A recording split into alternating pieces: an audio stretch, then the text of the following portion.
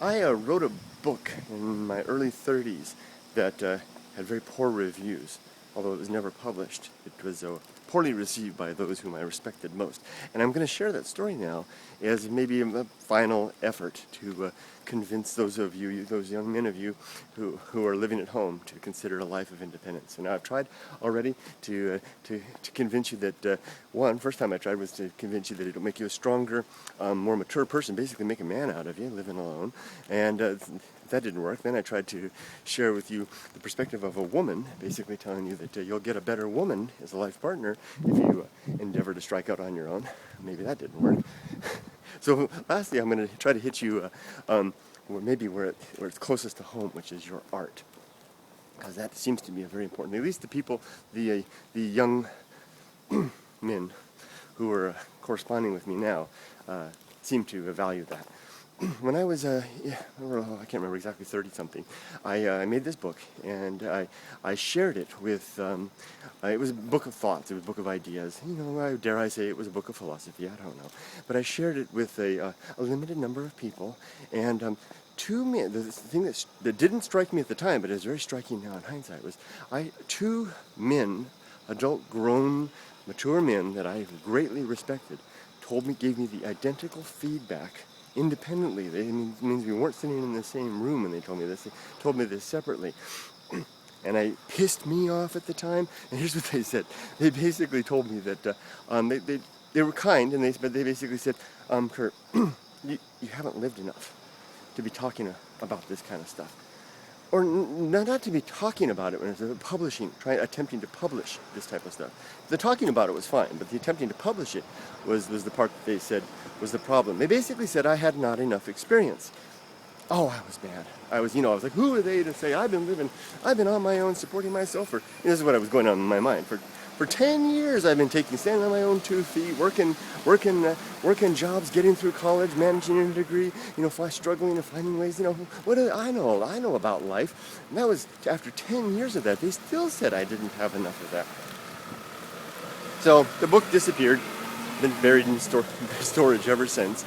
And now, some almost 20 years later, I completely concur with their opinions.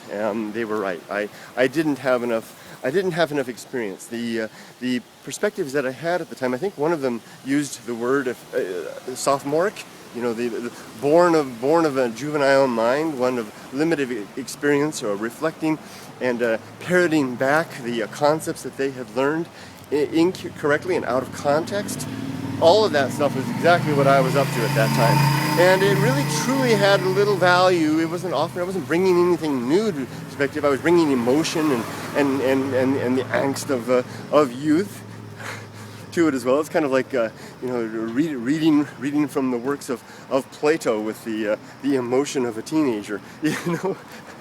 Although it may be interesting, it really doesn't add anything to the works. So it wasn't until I went out for another 2 decades, and maybe I still don't have anything to it. Maybe that's absolutely the case, that I still have nothing of any good use to bring to it. But I certainly can tell you this, that the stuff that I make now, whether it's of any value or not, it is born more of reality than what I was making when I was 30. That's for sure. Because it's founded and tempered in the life that I've lived. And the same will be true for you if you begin to live. Now, if you stay at home and you are protected from a lot of the challenges that life faces, then that won't be the case. You will, as I continue to say, you will continue to basically reflect a microcosm of your own experience that are not relevant to the masses. So it's really in your best interest of your art. Even if you're not interested in getting that good woman, or you're not interested in developing the characteristics of the more important characteristics of manhood, which you should be. Those should be very important things. If you're not interested in that, at least, and you want to focus your life on your art, then understand that your art will take on a depth and significance and a uniqueness of character that will make it worthwhile to others. And I hope that this final effort will convince you that that there's no time to lose, that you have to start the process as soon as possible. Every year that you wait beyond the age of 20, you lose something significant. It's almost like the half-life of uranium. You know, you will have to, you will, that's not a good example, but it kind of feels that way. It kind of feels that way. You know, in the first couple of years after 20, those are the most valuable ones. You know, from 20 to 25, if you're on your own from that time, you will, I mean, great stuff will happen that won't mature, won't flower until you're much older. But if you are sheltered during that period, you will lose out on something greatly, and that will be reflected in your mature work as well.